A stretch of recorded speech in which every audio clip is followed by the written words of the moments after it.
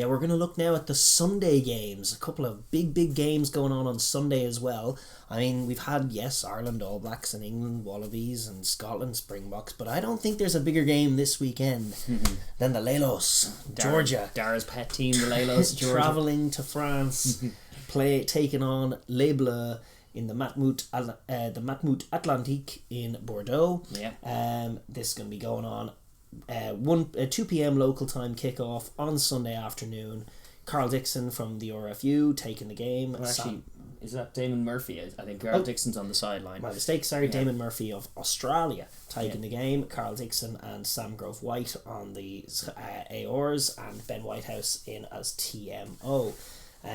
This is a fun game. It's interestingly, it was a Frenchman, Jacques Aspekian, who's an Armenian Frenchman who brought the game to Georgia. That's right. And there's a huge history of the two nations. Like the game in Georgia came from France initially, and yet this fixture hasn't happened too often in history. Just one time have the two sides actually met in at the test World level. Cup. Yeah, your man actually, Jacques Haspekian, is still alive and he lives in Marseille. He was interviewed for French radio when they were to meet in that pool in 2007, the same year that the Georgians had egg on our face by very nearly beating us in the same pool.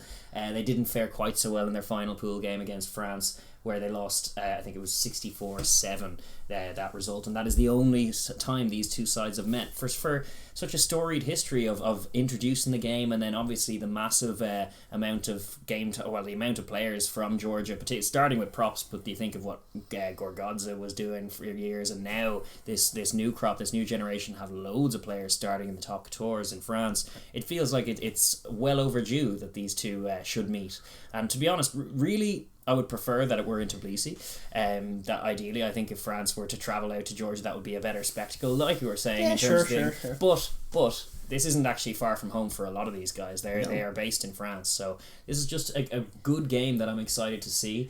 As far as their winning record, they may have never beaten the French, but they have played a French Barbarians team and a French Universities team in their past and won both of those. So Georgia do have those to dismiss as nothing really, because they're nothing at all. They played the French once and lost 64-7, so it's a long time ago. It is a long time ago. I know it's a better Georgian team than it was then. True. We're going to look at the game obviously from the point of view of both teams, and we're going to start with France. We don't yet have the squads as it's a Sunday game, unfortunately. So France have a lot of ways they could go with their squad.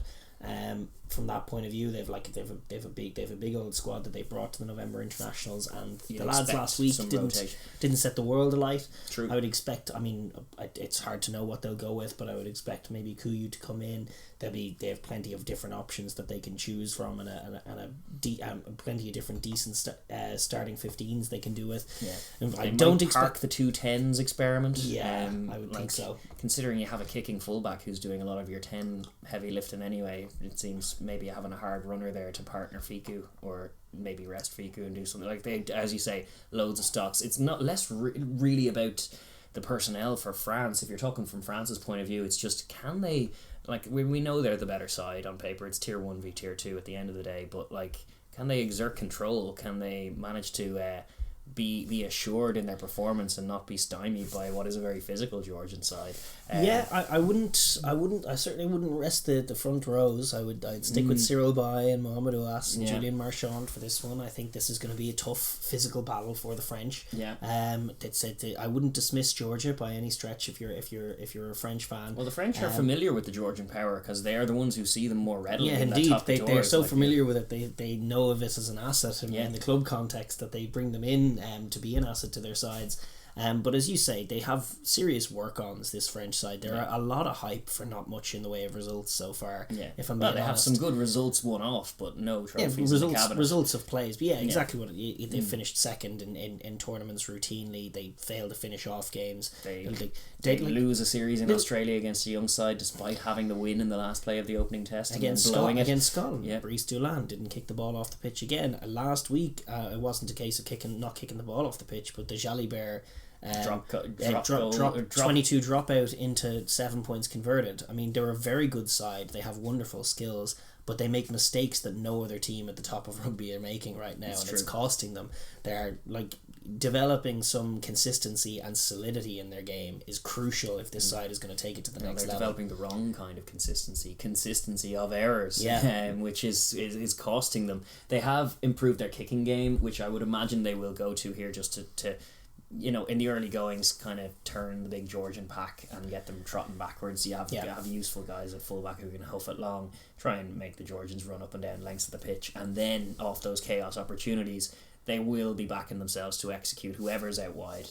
2v2 is a decent matchup. 3v2 should be a try for a lot of these French ball runners out in the wide channels. I think if they can create the kind of chaos with proactive kicking and proactive kind of play, that's what's been lacking from them, is just the know-how and the know-when to strike. Sometimes it's very naive and too quick. Sometimes it's not kicking heavily enough and going from all kinds of areas. Sometimes then it's just kicking poorly and inviting your team in. The work-ons is the main kind of thing from their point of view. Like, you want to see them be aggressive at things like set piece. You want to see them go after the Georgian scrum, because even if they don't win it outright, because the Georgian scrum is good, you don't want to see them be passive. You want to see them be aggressive. I think their speed advantage and their skill advantage, which they do undoubtedly have, will tell if and only if they match the Georgian physicality. That is the crucial thing that they have to do from the off. They have to be strong in the tackle. They have to be strong in set piece. They have to pressure the line out. Because that's one of the first the learnings of last Autumn Nations Cup is Georgia are a little too casual about jumping to two sometimes, and you got guys like Wokey and Macalou in your squad who are great at exactly that skill. Chuck them up there. Chuck them up there at 2 all the time and just force them to go to 4 or to, just make it that much more difficult for them, and you'll get a few plays off. Yeah, no question. It's definitely it's definitely about the forward pack fronting up and allowing the backs to do things then. Yeah. I think this Georgian side are pretty strong. Yeah. I think they're as strong as Tier 2 gets in many ways. I don't think that the solution is to just go razzle-dazzle from early doors from everywhere. No. I think you have to be patient. I think you can win the territory battle against them, then you can edge out opportunities. We saw that dynamic play out in the Autumn Nations Cup last year, where teams just plotted their way around the field, put Georgia in a position from which they couldn't escape, and then slowly worked it from there. Similar equation, because actually Georgia will be without Aprasidze. They'll be a Lobzendadze led kind of kick heavy approach. If they're to look to exit, it'll usually be him, sometimes Tato, but put pressure on them, force them to do it from their own territory and reap the rewards is definitely one of France's ins. Just for goodness sake, don't be throwing them scores. Things like that. Don't just throw them cheap ones. To play a patient game, but play a physical game. Stopping them on the line on the defensive side is going to be big. It's a good test for Sean Edwards' defense. It's one that he'll likely get his teeth into and be confident in. Watch out for Kvessel adds a potential danger out there. Just shut him down. Just dialing in the strong blitz and making them work hard and care about defending and enjoy defending. Georgia are one of those teams that are they're tough, but they're a team that rugby players and rugby forwards particularly respect and understand instantly. It's a physical challenge, an honest physical challenge, that you have to front up to, and if you do, then you are in good stead to carry on and play well. But we all love the razzle dazzle. We all love Dupont. I'm not sure if it's going to be Kuyu coming in or Luku coming in or Dupont. We know what France can do when they get to the edge. They're beautiful attacking options. I do expect to see some of that in this game. When they run the ball, they're an absolute joy. Certainly in the last quarter, you expect a chance for those guys. Exactly, but I agree with you that I want to see them exercise a bit of control in the game. Discipline, in the first quarter, try and pin the Georgians back, play smart. For once win the territory battle. Be competitive at set piece, not give anything up easy in the contact areas, and then slowly and surely just work take on their weapons one by one away. One stolen line out, one scrum penalty that goes their way, and slowly but surely you'll edge away at what is obviously a brittle confidence that Georgia will probably not be in full confidence of going to France and being able to win. So the more of those little needles you can stick in, the closer it'll get to breaking the game open for those kinds of game breakers. Exactly. Later on. The longer the half goes, the more likely they are to strike. They're like a professional sort of All Black style performance where you're tight in the opening exchanges but winning them and wearing down, and then that period between 30 and 40 minutes is when you strike and you deploy your class offensive weapons, which you have in such fine fettle in whichever of the smorgasbord of options they go for.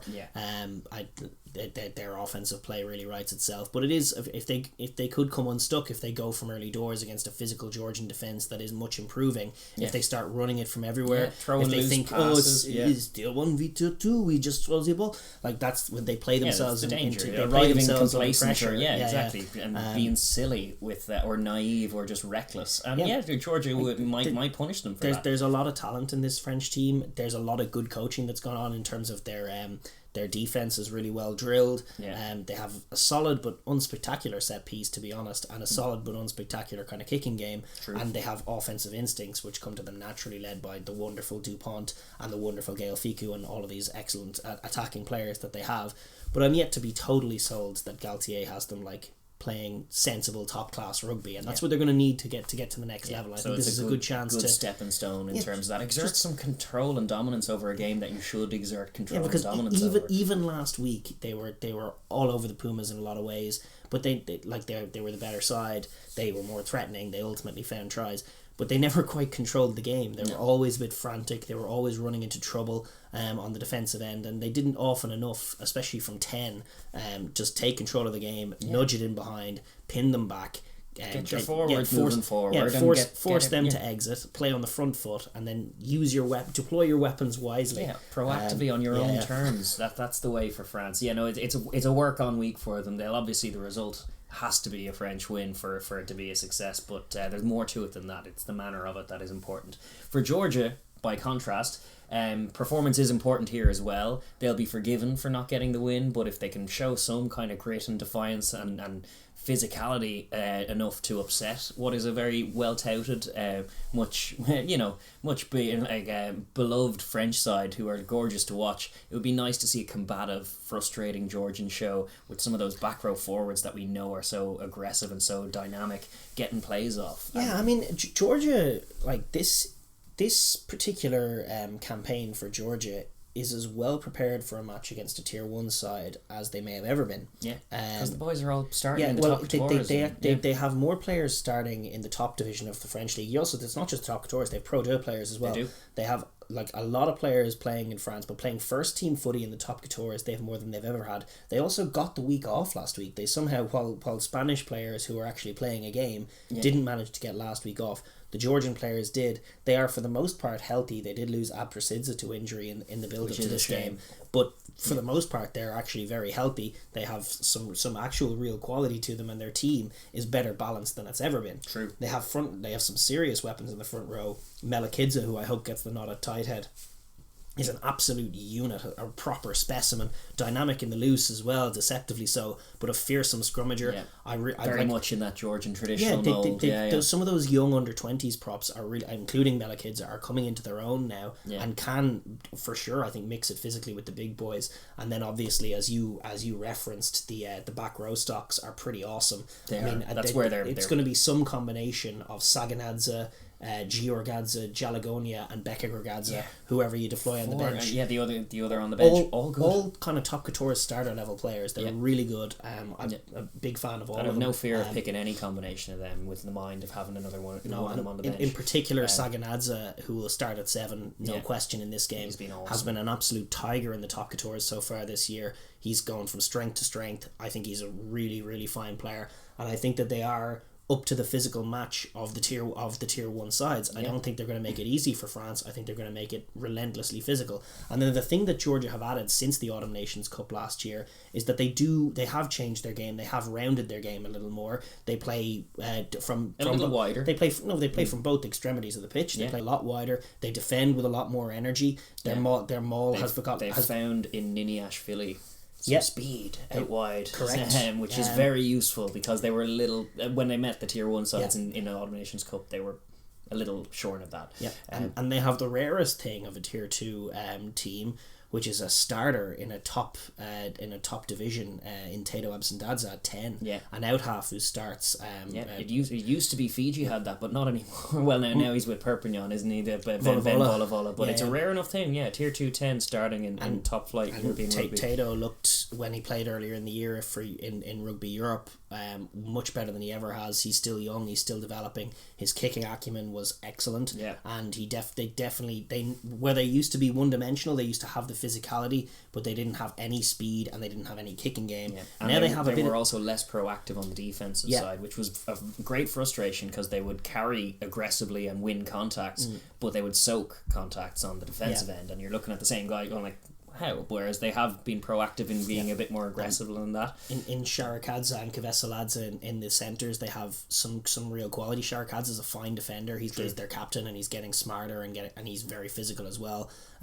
They've actually had a bit of minutes. All of the Georgian-based players have been playing for Black Lion, their new professional franchise. That's an exciting development as well. Sharakadze is captaining that team, so they're as primed and ready to go as they've ever been. They have some really fine operators. They're going to be up to the physical pitch of the game, I think, and they also have the intangible. Like you often cite it as a criticism of them that they play with a bit too much deference when they're up against. Well, yeah, it's just the contrast because in Rugby Europe they're like the all-conquering All Blacks. They just dominate and bully teams, and they win games, sometimes even tight games that they're in because they're a little bit inaccurate. They pull it out of the fire because they just have that chip on their shoulder and that grit, and then it flips 180 when they meet a tier 1 side, and they end up playing with a little too much reverence and too much deference, and not being that aggressive kind of proactive prickly team that you kind of know they can be, and you know that their best avenue into a game against a tier 1 side is to lean on that dog in their pack and try and be physical. I'd just like to see them come at it all guns blazing at the start. I anticipate it. I do. I think just listening to them talk, they've had more time in training now than they've ever had in the build up to a game like this. They're also playing for their coach Levan Maisashvili, who had such a health scare with COVID for months, and they were all living in limbo hoping he'd be okay. He's back now. He's coaching the team. Did a presser the other day. Yeah, they're going to be keen to go out and perform for him. They know France very well. Like obviously the outcome of this game is going to depend on the performance of France in a lot of ways. They are like, their ceiling is remarkably high. They can beat the All Blacks if they put it together, the French, but I do expect Georgia to deliver the best version of themselves in this game. I think they're going to be much improved in all areas. I hope that their line out holds up. I hope that their scrum holds up, and they get a platform and get to show. I hope that their kicking causes some problems, because they have in Tato a very good kicker of a ball, and they know tactically against France that it makes sense to kick them back there and demand that they exit, because sometimes they'll throw you a 7-pointer instead. So just try and bring the kicking boots with you, both from the place kicking as well, because they will have to probably contrite to kick threes against the Sean Edwards D for the most part. Yeah, it's gonna be tough to break them down and score tries, except if they can get out if they can work a strong maul, or just convince them to give them 7 points. Give France the ball and say, okay, we're ready now, throw us the ball. That'd be nice, if they can get one of those. I do hope they grab a couple of dialed out moment to get the crowd out of it and annoyed at them instead of supporting them. That's a big in for Georgia. I don't know what's going to happen in this game. Obviously we don't even have the squads yet, although we've an idea of what Georgia are going to pick. They have some real quality in the team, I think, and I'm excited about this Georgian team. I think they're better than they were in the World Cup. I think they're better than they have been, and I'm really hoping that they put it all together, because I think if they do, they're more competitive than people think. I think they could be the next tier 2 side to make the Japan run. I think they should be by all. I mean, it's still a small country. It's still a small country. Fiji could be. You could remove the kind of tier 2 banner from Fiji, because player for player they're basically tier 1 as well. But both them and Fiji suffer for being small countries and not rich countries either, which obviously is just the massive impasse, the natural inhibitor of that development. But they make up for it by living and breathing the sport. They do. It's and the Georgians do live and breathe this sport. And like their passion for the game is infectious. It's one of the reasons why I've gravitated towards them, and I'm excited about this particular iteration. I think Levan Maisashvili is a smart head. A lot of people were skeptical when he took over, including myself. But he's done a great job so far. Tony Brown's brother on the strike moves now. Exactly. I just think they're gonna. I mean, it might not happen in this game, but I think long term they're on the move, and I watch out whoever has them in the World Cup in 2023. It's definitely a physical game that can cost you, if not the result, a few men could be falling to those Georgian contacts. Before long, it might start being the results. Maybe that's me being naive, but I look at this squad. I think it has some serious weapons to it. It does. That being said, I do expect France France to win this game, but I'm going to say that Georgia do get some plays off, and it is that frustrating France that we know so well, who dial it in enough to win the game, but not enough to convince you that they're going to win the tournament that's coming up. You're probably right. That's on that. what I'm seeing. Probably towards the tail end. Just the speed of play that France can bring is another level. They can pick Dupont. Dupont is an absolute nightmare for any defence, let alone a tier 2 defence. They have so many good halfbacks that they could pick any one of them and play a very good game. Although Dupont in particular is special for what he does around the ruck. Yeah, the way he was clearing those very aggressive breakdowns last week was mighty impressive. Yeah, and just finding seams ultimately. No, so I get frustrated with the French because they haven't kicked on enough, but I do appreciate the relentless offensive talent that they have, and their capacity to grab tries is as good as any team in the world. And so I do anticipate them grabbing a fair few in this game. So I'd probably a 5 try to 2 ultimately maybe, but I think Georgia to make it interesting at least in the first half and maybe even beyond.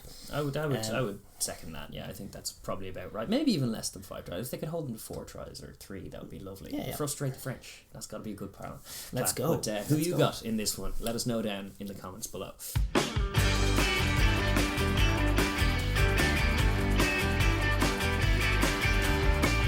Thank you for watching the Overlap Rugby podcast. If you enjoyed that video, please be sure to like and share with your friends. And if you'd like to hear more of what we have to say, please be sure to subscribe and click that bell so you get notified when we upload our videos. And please join the comment section as well. We like to get a fun conversation going here.